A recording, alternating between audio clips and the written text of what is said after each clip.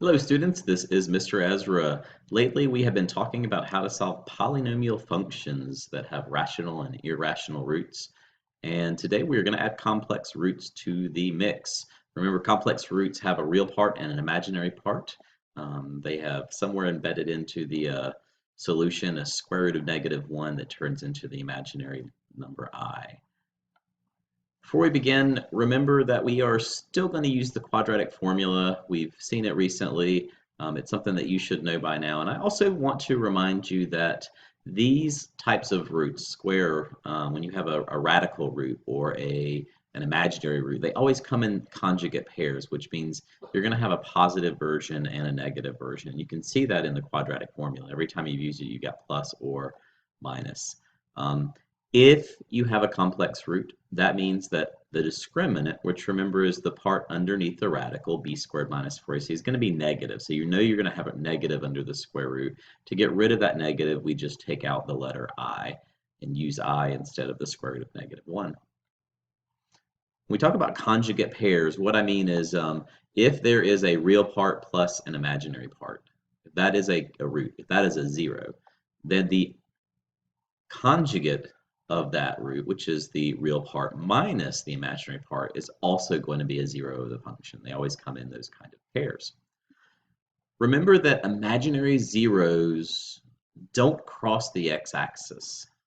You can't see them on the coordinate plane. For example, if I have an x-axis and a y-axis, and I notice that the function goes up, back down, and back up.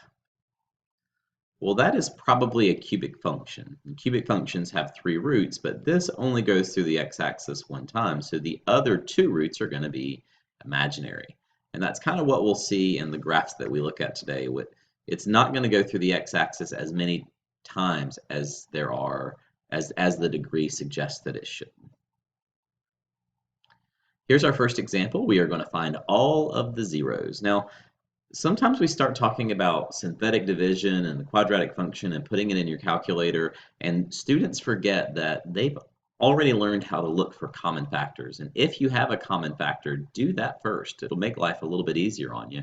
Here we have x to the 3rd power plus 9x. And what we realize is they both have the common factor of x. So we divide that factor x out of both of them and move it to the front. Now we have x times x squared plus 9. Well, these are small enough in degree that we can set them both equal to 0 using the zero product property, which means we say that x is equal to 0, and we set x squared plus 9 equal to 0. Well, when we get x equals 0, that means that one of the roots, or one of the zeros, is in fact 0 itself. The x squared plus 9 equals 0 has to be solved by first subtracting 9 on both sides. So we get x squared equals -9. After we subtract 9 on both sides, we're going to take the square root on both sides, which gives us positive or negative square root of -9. Underneath this radical, whenever you have a negative, that comes out as the letter I. So the negative comes out as I. It's like saying the square root of -1 times the square root of 9. And the square root of 9 is 3, so both the negative and the 9 come out as 3i. And remember, this is a conjugate pair. We're going to have both of them, both the positive and the negative. So that means that the zeros of this function are 0, 3i, and -3i. One of them is rational. 2 of them are complex. In our second example, let's kind of review with our calculator what exactly we do. How do we find the fact that -1 and 2 are rational roots that we can use? Well, we've been talking about how to use our calculator to look at the graph to see if we can find some good rational roots. And I've already put in the function listed here, x to the 4th minus 5x to the 3rd plus 7x squared plus 3x minus 10 in my calculator in y1. I've already put that in there. Now, a lot of times I'll start by using zoom standard, number 6, just to kind of see what I can see. And what I notice is if I zoomed in on my x-axis a little bit, I could see better. So maybe I'm going to go from like -3 to +4 or something like that. The y-axis looks fine. I might change it a little bit as well, but I'm definitely going to zoom in on my x. Let's try -3 to +4. Really, this is your personal preference. You're just trying to see the graph and see where it crosses the x-axis. And I think I can pretty good see that it crosses at -1 and +2. A quick way to check that is to hit trace. That puts the cursor on your function, and you type in where you think the 0 is. I think it crosses at -1. When I hit enter, I notice that it is on the x-axis. I get the point -1, 0. I can also check over here. I think that it crosses at 2 there. So I'll do the same thing. I'll hit 2, enter, and I get 2, 0. I want to show you another place that you can go to look for rational roots that are integers. There is a table of values above graph. You can hit second table. And in this table, you can arrow up and down as far as you want. And what you want to look for are values of x where y is 0. We see that y is 0 at -1 and y is 0 at +2, which matches on our graph where it crosses the x-axis. So our calculator does a really good, quick job of telling us the rational roots some of the time. And once we find those, we use synthetic division. So we're going to use -1 synthetically. And remember, once you go through your synthetic division of adding, multiplying, adding, multiplying, adding, multiplying, all the way down, you have a remainder of 0. That means that the root is in fact a root. It does work. We build our second synthetic division off of the outcome of the first, not including the remainder. So what this allows us to do is to go from a fourth degree, this would be a third degree, and now we're down to a second degree, which we call a quadratic, which is 1x squared minus 4x plus 5.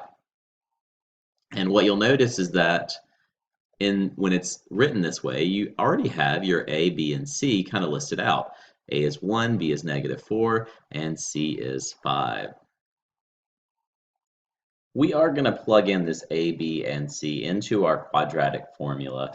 And we start kind of with the discriminant, which is the b squared minus 4ac. And plugging that into our calculator, we get -4. We can go ahead and multiply 2 times 1 as well to get 2. And we notice our discriminant is negative, which means that we have an imaginary or complex root, right? The negative comes out as an I. And then we can think, well, the square root of 4 is, in fact, 2. So we got 4 over 2 plus or minus 2i over 2, which is what happens if we break the fraction apart. Well, 4 divided by 2 is 2, and 2 divided by 2 is 1, which leaves us with just 2 plus or minus I. So we started with a quartic, a fourth degree polynomial, and we ended up with 4 roots, -1 and 2, and 2 plus I and 2 minus I. Altogether, those are our 4 roots, 2 rational and 2 complex. In our next example, find all of the zeros of the function. I've already got a graph up of this function. And what I want you to notice here is that it goes through the x-axis at -2. So we know we have a rational root of -2. It goes up, down, and then bounces off of the x-axis at +1, which means that +1 is a double root. It is a root that occurs 2 times. So what we're starting with is a fifth degree. By looking at the graph, we have found 3 of the 5 roots. We don't see it crossing the x-axis anymore, so the other 2 roots must be imaginary. We're going to do synthetic division with the 3 roots that we know that are good, which will take us from a fifth degree down to a quadratic. Don't forget, anytime you do synthetic division, that if there is an exponent missing in your countdown, 5, 4, 3, 2, 1, 0, you have to use a 0 placeholder in your synthetic division to make sure that you get the answer correct. The nice thing about this is we know that we've done the synthetic division correctly. It's easy to make a mistake occasionally, but if you don't get a 0 at the end and you know that the graph is telling you that it should work, it means that you might have a mistake in your synthetic division. You can go back in and check that mistake. So we will build our synthetic division off of the first one and try our second root, which is a 1. With the result of this synthetic division, we'll divide our third, which is the second, or the double root 1, the second root 1. And by running through this process, we started with a fifth degree. After synthetically dividing once, we were at a fourth degree. After synthetically dividing again, we were at a third degree. And after synthetically dividing another time, now we're at a quadratic. So this is the same thing as at 1x squared plus 0x plus 4, which we don't have to do the plus 0x equals 0. But once we get it to a quadratic, sometimes we want to use the quadratic formula, sometimes we want to factor. In this case, we're going to have complex roots, which means that often they won't factor. I mean, they're not going to factor if they're complex. But in this one, I'm seeing that the best method might be the square root method, to subtract 4 to the other side, and then to take the square root of both sides. Now, when I take the square root of both sides, I'm going to get a positive and negative square root. Let's just kind of add that up here in this step. A positive and negative square root of negative 4. Well, we know that with the negative, we're going to get an I. What is the square root of 4? Oops. Square root of 4 is 2. We get positive negative 2i. When we're listing out all of our zeros, or we're listing out all of our roots, remember those words mean the same thing. If I say what are the zeros or what are the roots, I'm asking for the same thing.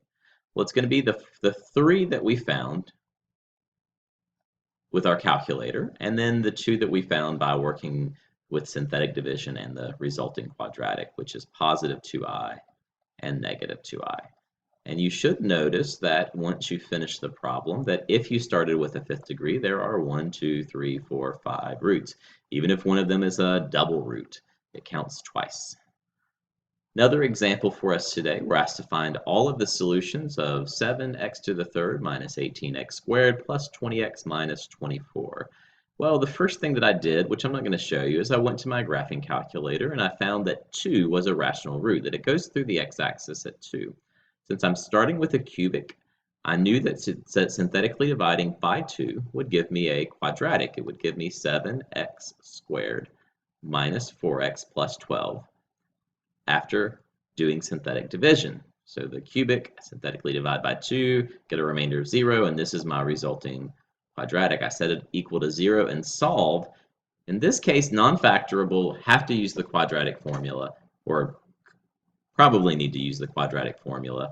I plug in everything into the negative b plus or minus the square root of b squared minus 4ac all over 2a. Remember when your b is negative, for example, that it's important that you put parentheses around it when you're plugging it in. Your calculator can give you incorrect answers sometimes if you don't use those parentheses. The discriminant ends up being negative 320. And negative 4 simplifies to 4, and 2 times 7 is 14. Now we break this apart, and as I broke it apart into 4 over 14, I went ahead and popped out that square root of a negative as I, root 320 over 14. When I'm trying to simplify 320, I notice that 4 goes into it, but 4 is not the largest perfect square, and 16 also goes into it, but it's not the largest perfect square either. In fact, the largest perfect square that goes into 320 is 64. It is 64 times 5.